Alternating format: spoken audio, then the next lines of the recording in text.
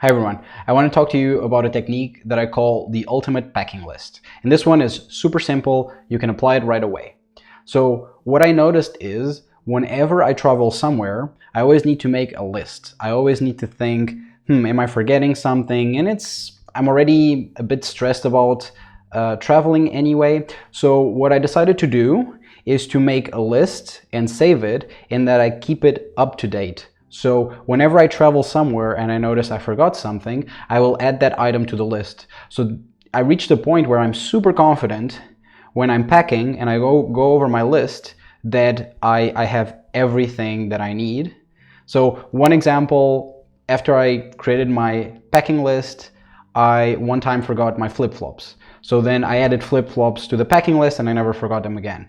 Another one, this was more of an edge case. I went to a hostel and I didn't have a lock and I had to pay €5 for a lock. So I added that item to the packing list.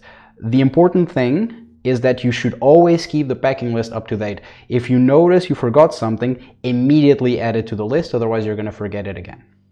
Now, a lock that you can just spend €5 to replace is not very important. So what I also suggest you do is that you split the list into the must-haves, into the should-haves, and the nice-to-haves. So in the must-haves are, for example, if I'm going to Portugal or something, my glasses, I need them to work, I don't need them for day-to-day life. My phone, the charger for my phone, although charger for my phone I could replace.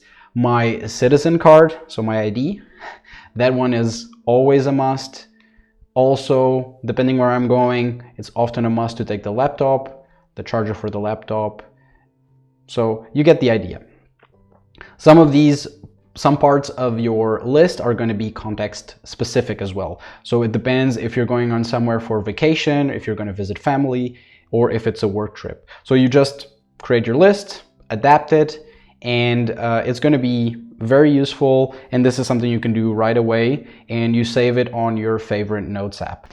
If you want to learn some other productivity techniques, I have a video here of how I watch videos productively, and I also linked in the description my free course on productivity techniques.